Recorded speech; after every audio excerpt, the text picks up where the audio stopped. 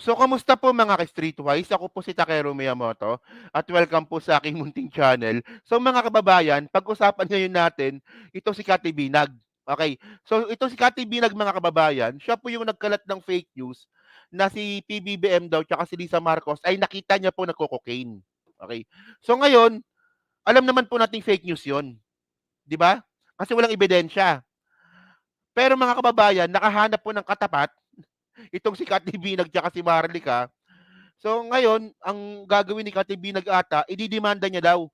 Tinatakot niyang idemanda ang isang vlogger na tinawag siyang Pokpok tsaka Queen of Kabet. Actually, naririnig na namin yan eh. Na si Kati Binag ganito, si Kati Binag ganyan, hindi lang namin kino-content. Oh, kasi, di ba? Yun nga lang si Ken. Si Ken Garcia na content. Kausap ko siya kagabi. Tawa siya ng tawa, Diyos ko. So ngayon, ang point dito, di ba? Pag kayo gumawa ng fake news, tuwan-tuwa kayo. Pero pag kayo ginawa ng fake news, galit kayo, magdidemanda kayo. Ang talino nyo naman. Talaga itong mga to, no? Di ba? Ngayon, yung ginagawa ninyo, bumalik sa inyo, galit kayo. Oh, ito yung sinabi ni ni Kati Binago, nag-post siya dito eh. Saan na ba yon? Ito ha, post niya sa Facebook to eh. Oh, sabi dito, Kati Binag, no? Okay, Garcia pala ang apelyido. Is he related to the Garcia of Davao? Which I'm not mistaken, related to the Nograles too. Patay ka, Ken. Inimbestigahan ka ni Kati Buni. Patay ka, oh. Sabi niya dito, siya ang nagsabi na pokpok ako at kabit ng mga politician. So, paki-check nga po, sa Davao is taga dyan siya. Okay, Ken Garcia name. Hinahanap ko po kasi siya talagang kasi hinahamon ako ng demandahan and sampalan pagkatapos niya mag-vlog. Sabihin na Queen of Kabit ako. O, di ba? O. So, si Ken, don't worry, panonoorin natin yung video ni Kent, no? So, ngayon mga kababayan, ang una kong tanong dito, di ba, Kati Binag, ikaw yung unang nagsabi na meron kang hawak na USB. At sa USB po na yon, andun yung video na gumagamit po ng pinagbabawal na gamot yung mag-asawang Marcos. So, asa na yon? Nasaan na yung USB na yon? Walang yaka. Nagkalat ka lang ng chismis pero hindi mo naman pinakita yung ebidensya mo. O fake news yon. Ngayon, totoo man o hindi ito, itong sinasabi ni Ken Garcia, na pokpok ka at saka kabit ka ng bayan, o, totoo man yan o hindi, eh di, ito rin yung ginagawa mo eh. Nagkalat ka ng fake news nung ginawa sa'yo, nasaktan ka. Pa-victim ka ngayon, samantalang kayo nagsimula niyan. So para mas maganda, para matuwa tayo, reaksyonan natin tong video ni Kent. Loko-loko ka, Kent, ha? Pag ako, kina-operate mo, tarantado ka. Minsan kasi ano to eh, magulo din utak niyan ni Kent. So ito, okay. Ito yung video ni Kent, panoorin natin ha. Nagalit na galit ito si Kati Binag. May anak yan. Yung anak ni Florendo, jowa Ayan na, ayan na. Ayan na, ayan na. nung babae na umakyat kay Maharlika na nagsabing nakita daw niya si BBM nagkukukin. Sino yung babaeng umakyat kay Maharlika? Paki-comment nga. Yung babae na parang beauty queen ba yon? Oh, napokpok din kung sino-sino na lang politician ginujowa. Di ba? So kasi mga kababayan, no, nung lumabas itong si Kati Binag, itong si Kati Binag, syempre na background check po namin yan kung sino siya. Di ba? So may mga lumabas po talagang usap-usapan regarding nga po sa background ni Kati Binag. Na may mga anak nga daw po siya, iba-iba yung tatay. Ayan ang mga narinig namin ha, pero hindi ko kino-confirm ha. Ayan ang mga naririnig namin. So may mga anak daw po siya na iba-iba yung tatay. May anak daw po siya sa isang politician, na sikat na politician na ngayon tumatakbong senador. Oo. Tapos may video na lumabas yung Florendo, sinasabi nga po ni Ken Garcia, may lumalabas doon na video. Actually, na-content na ni Mike Cervera yan eh. So, ayan. Ayun nga lang, hindi lang namin pinin down si Kati Binag kasi una nga babae. Di ba? At saka syempre, usap-usapan lang namin mga vlogger yon. So itong si Kent yung naglakas ng loob na bumanggit ng yung mga napag-usapan namin, siya yung naglakas loob na mag-content. Tapang nito ni Kento lang yan 'to. O sige, continue natin, sige. 'Di ba? Ah, paki-comment nga sino yung babaeng umakyat kay Maharlika. Paki-comment na ang sabi niya na nakita daw niya si BBM nagko-cocaine. Alam mo sa totoo lang si Kati Binag, yung Makati ang bilat. Si Kati Bilat pala. 'Di ba? Si Kati Binag. Yun si Kati Binag, sa mga hindi po nakakakilala, si Kati Binag, kilala niya si BBM. Bakit? Ang jowa ni Kati Binag, kapatid nun, kaibigan ni BBM. Kapatid ng jowa ni Kati Binag noon, na anak ng may-ari ng banana plantation sa Davao, dating ex ni Kati Binag. Kaya si Kati Binag, sabi niya, kilala daw niya si BBM, pero hindi niya nakitang nagaganon. Kinuwento lang. Bakit? Yung jowa or ex ni Kati Binag na dating anak or dating jowa na anak ng may-ari ng banana plantation sa Davao na pinakamayaman, na kinainggitan ni Digong, kasi si Digong walang negosyo puro lang nakaw ex na lang si Kati nun. Kasi alam niyo kung bakit? Kung sinong politisyan, ginojowa ni Kati. Si Kati, kung meron mang mga Kardashian sa Amerika, si Kati Binag yan, isa sa mga Kardashian. Kung sino-sino ginojowa para lang sisikat. Si Kati Binag, wala po talagang alam. Nakajowa lang ng politisyan. So ngayon ang nangyari, umakyat kay Maharlika. Sabi niya, si BBM daw, kilala niya, kaibigan niya, nakita niya daw nagko-cocaine. Ngayon, ang problema lang, saan mo po nakita? Narinig lang daw. Hindi pala niya nakita, narinig lang daw. Alam niyo kung bakit si Kati Binag sumali?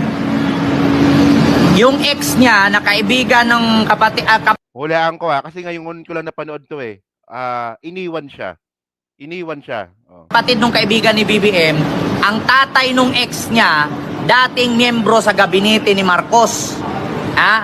Yun yung may-ari ng bahay sa Long Beach, California, na kung saan tumira sila Marcos doon at that time. Nung nag-exile sila sa Hawaii. California ba o Hawaii? Basta parang ganon. Yung may-ari ng mansyon na tinirhan ng mga Marcos, yun yung tatay ng ex ni Kati Binag. Bakit ba si Kati Binag naging kalaban ni BBM?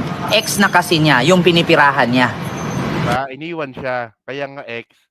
Kasi ito mga kababayan, ito yung mga naririnig namin. 'Di ba? Actually, ewan ko lang kung may nag-content na nito, ewan ko lang kung content na 'to ni Mima, hindi ako sure.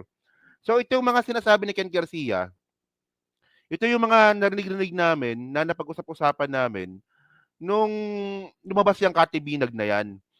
So ayun lang, wala lang talagang naglakas ng loob na i-content kasi nga, well, unang-una syempre, 'di ba? Ito ay galing lang din po sa mga ibang mga tao. Oo. Well, syempre itong mga tao naman na nagbigay sa amin ng info, mga parte po ng gobyerno ito. 'Di ba? Mga ano 'to, mga opisyal din ng gobyerno ito. O mga empleyado ng gobyerno to be exact. Oo. So, yun nga lang syempre, alangan naman magsalita yan na on camera. So, syempre binabanggit nila yung mga info na yan sa aming mga vlogger.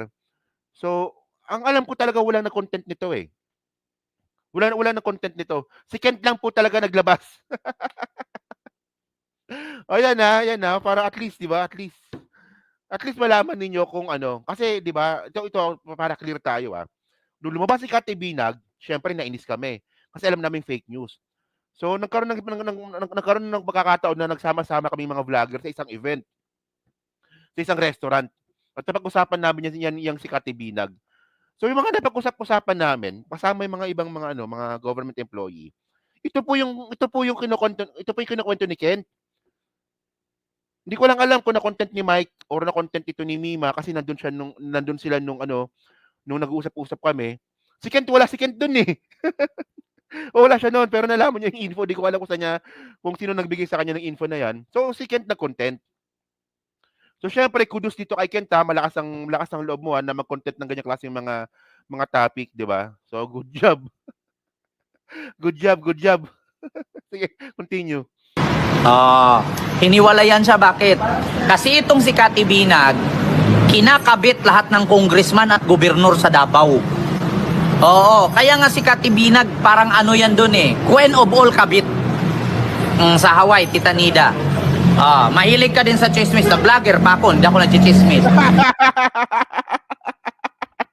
O nga naman, no, pilosopo rin talaga to. Actually, nakita kami ni Kent isang beses.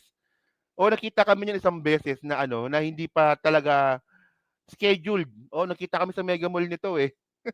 Ito lang nung nakaraan lang. Walang yan, oo nga no. Nag-vlogger ka pa kung di ka pa chismoso. Oo nga naman, tama. May point nga. Yan si Kati Binag, na dating asawa ng anak ni Florendo na may-ari ng banana plantation sa Davao, hiniwalay. Ito na, pinangalanan niya na, Florendo. Pinangalanan niya na. Akalam ko kinontent ni Mike to eh. Hindi ko lang talaga maalala eh. Yan, bakit? Nahuli siya na kumabit sa isang congressman. At yung congressman na yon kalaban ni Digong. Kalaban ni Digong. Yung congressman na yon. Ngayon, sino ba yung congressman na yon? Yun din yung malaking bahay na halos pareho kay Kibuloy. Kwento mo lang yan. Talagang ikikwento ko, pero pag i-research nyo, bakit? Gusto nyo ebidensya? Si Kati Binag. Ay, nako. Ito, tuloy-tuloy na to ha. Speaking of Kati Binag. Eto na. Ako, napasok lang sa utak ko to. Kati Binag. Pakita ko sa inyo ha. Si Kati Binag po, kaibigan niya po talaga si Duterte. Oo, hindi po natin may pagkali. Kasi yan si Kati Binag. And actually, Kent, no, si Kati B nagkasama rin siya dun sa, sa advertisement ng PDP Laban. Nandun din siya. Sa advertisement ng PDP Laban na nandun sila Marcoleta, si Ipe, si Bongo, si Bato, si Robin, nandun siya sa advertisement ng PDP Laban. So talagang maka-Duterte talaga to si Kati Binag. Oo. Mahilig po kasi yan makipagjowa ng mga congressman, gobernur, mayor. Ay maraming salamat po sa nagpalipad po mula kay Kim sa 5,000 won. Thank you so much. Oo. Di ba? Yan si Kati Binag. Ngayon, bakit nga ba nakaibigan ni Kati Binag? Kasi po, ganito po yan. Wait lang, nawala eh. Yan si Kati Binag. Bakit nga po ba siya nakilala ni BBM? Kasi ganito po, ang dati pong jowa ni Kati Binag, anak po ng may-ari ng banana plantation sa Davao. Ayan na, pinakita niya pa yung picture, no? So, si ano to? Ito yung Florendo. Ito yung Florendo na sinasabi niya. Oo. So, same chismis lang din yung narinig namin. Loko-loko ka talaga, Kent, no? Ang kapatid niyan, kaibigan ni BBM. Ngayon, sasabihin nyo na naman ngayon, gawa-gawa ako kwento.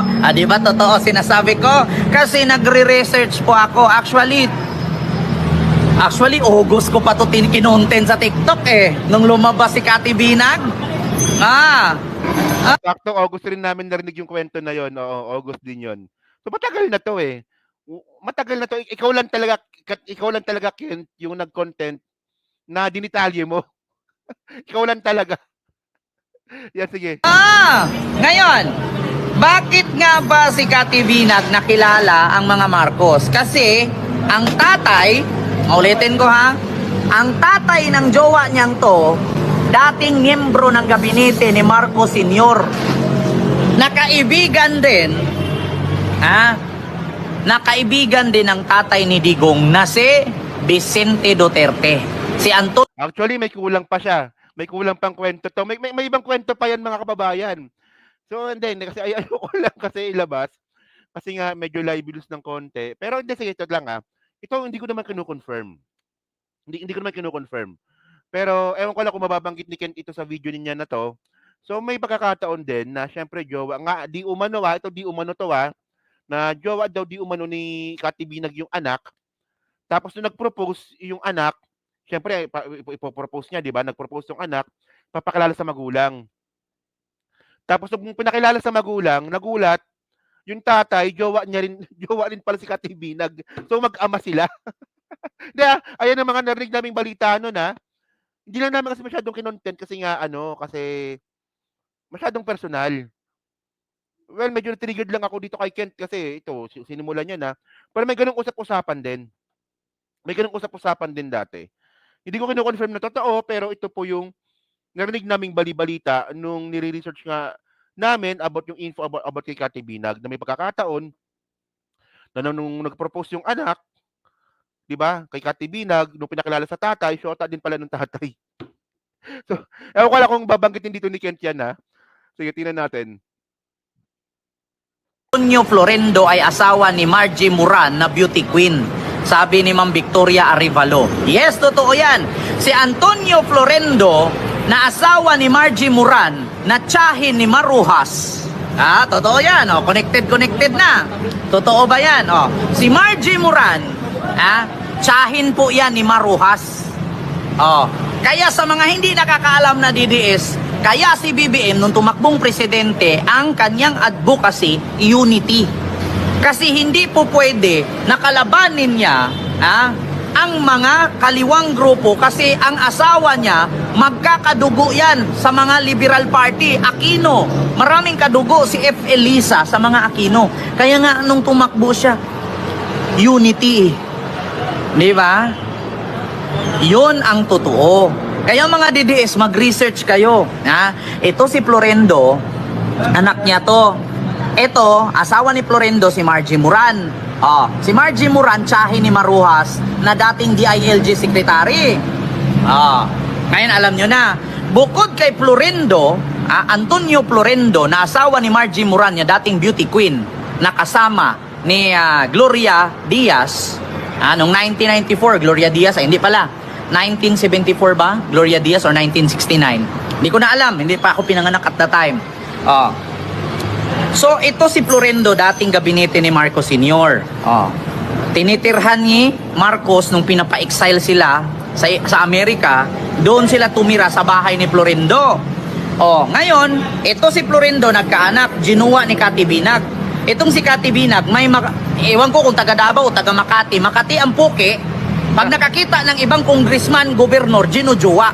Kaya nga sinasabunutan ng juwa to eh. Kaya sinasabunutan ng asawa ng congressman at gobernador to. Bakit? Kasi pukpok yan si Kati Binag. Kung hindi totoo Kati Binag, idemanda mo kung magsampalan tayo. Diba? Yun ang totoo. So ngayon, So, pikon si Kati Binag talaga dito kay Kent, no? Kahit ba naman sino, hindi mo Nakakapikon naman talaga. bakit nga ba sila naghiwalay dito kung hindi siya pukpok? Burikat yan. Yan ang totoo. Ngayon, ito si Kati Binag, wala talaga tong alam sa Marcos. Nakilala niya lang na kaibigan kasi kwininto ng ex niya. So, ang nangyari, itong tatay ni Digong at si Antonio Florendo na asawa ni Margie Moran, si Vicente Duterte na lolo ni Sara, dating miyembro din ng gabinete. Kaya napalayo na yung topic. So, ngayon mga kababayan, no, ito yung content ni Ken Garcia, nagalit niya si Kati Binag. Okay. So ngayon, tulad nga ng sinabi ko kanina, di ba? Pag kayo gumawa ng fake news, tuwan-tuwa kayo. Okay. So ngayon, itong sinasabi naman ni Ken Garcia, meron naman siyang pinagkuhanan ng info na to. Well, syempre, this is just usap-usapan namin ito nung August pa na siya naglabas. So ngayon, nilabas ni Ken ito, galit na galit kayo. Di ba? Sakit, di ba? So ganun. Napakasimple lang naman kasi ng content na to eh. 'Di ba? Ito yung golden rule po natin. Huwag mong gagawin sa iba yung ayaw mong gawin din sa'yo. 'Di ba? So yan, demanda mo. Kati B, nagdemanda mo na. Kilala ko yan, totoong pangalan niyan, kilala ko, Garcia talaga yan. Pero syempre, yung Kent, palayaw niya lang yan. Kilala ko yan, Bayaran mo ako mga 10 million. Bigay ko sa totoong pangalan ni Kent. Pati address. Mga 10 million siguro pwede na, no? O mga 20, gawin natin 20 million. Loko-loko ka talaga, Kent, no? So yun mga kababayan, no? So dyan po sa Team Reply, no nga pa masabi nyo nga po dito. So sa tingin nyo ba, dito sa ginawa ni Ken Garcia, nakaganti ba tayo? Kasi ganun talaga eh. Gano'n talaga. Siyempre nakakainis yung ginawa ni Kati Binag sa pagkakalat po ng fake news. So sa tingin niyo ba, tayo ba at least kahit papaano, nakaganti ba tayo dito kay Kati Binag sa pamamagitan nga po ni Ken Garcia? So yan 'no. So, yan, paki-comment lang po sa baba at binabasa ko pong lahat yan. Nandiyan po sa Team Replay. Siyempre, pa-like, pa-subscribe at kung di naman kalabisan, pa-share na rin po ng video po na to. So kung sa muli po, kita na lang ulit tayo sa susunod nating content. So thank you, salamat, and bye-bye.